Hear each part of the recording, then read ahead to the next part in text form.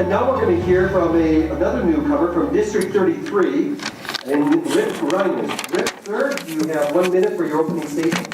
That is not my campaign photo.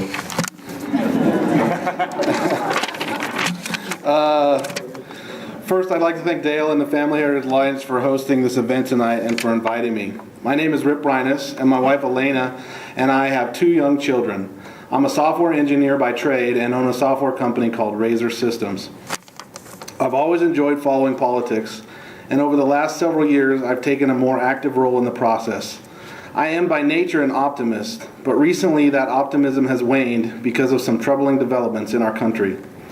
The most important aspect of my life is my Christian faith. In Matthew chapter 22, Jesus tells us what the most important commandment is. Love the Lord your God with all your heart, soul, and mind, and love your neighbor as yourself. It is my humble obedience to that command to love my neighbors that compels me to run to represent District 33 in the House of Representatives in Pierre. And if you live in District 33, I would appreciate your vote to serve you in this way. Thank you. Thank you, Rip. And Rip, your first question tonight, what is the basis of your moral compass, and how will that influence what you decide is best for your constituents and the citizens of South Dakota? Jesus says in John chapter 8, I say to you, everyone who practices sin is a slave to sin. But if the Son sets you free, you will be free indeed. And in Romans 4 it says, and because of Abraham's faith, God counted him as righteous. And when God counted him as righteous, it wasn't just for Abraham's benefit, it was recorded for our benefit too, assuring us that God will also count us as righteous if we believe in him, the one who raised Jesus our Lord from the dead.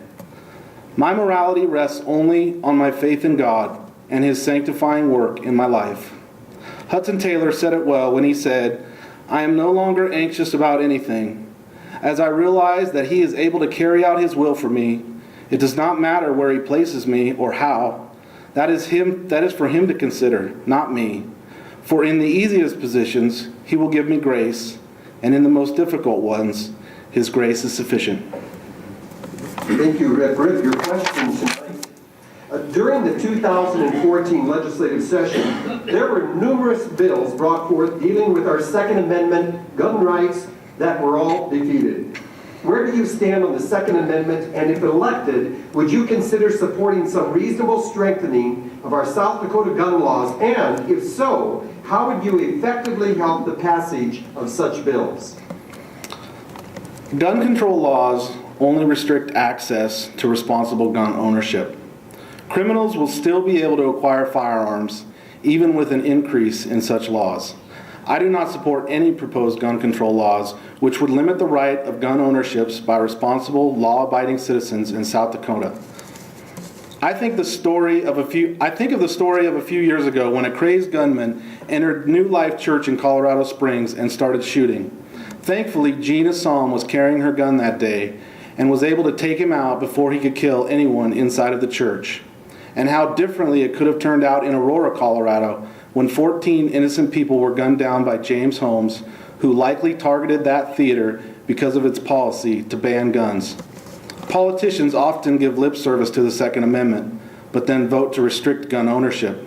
The Second Amendment says we have the right to keep and bear arms.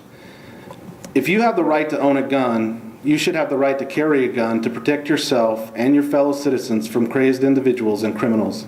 And I don't think you should give up your privacy to do that. That is why I support constitutional carry bills, such as those in Alaska, Arizona, Arkansas, Vermont, Oklahoma, and Wyoming.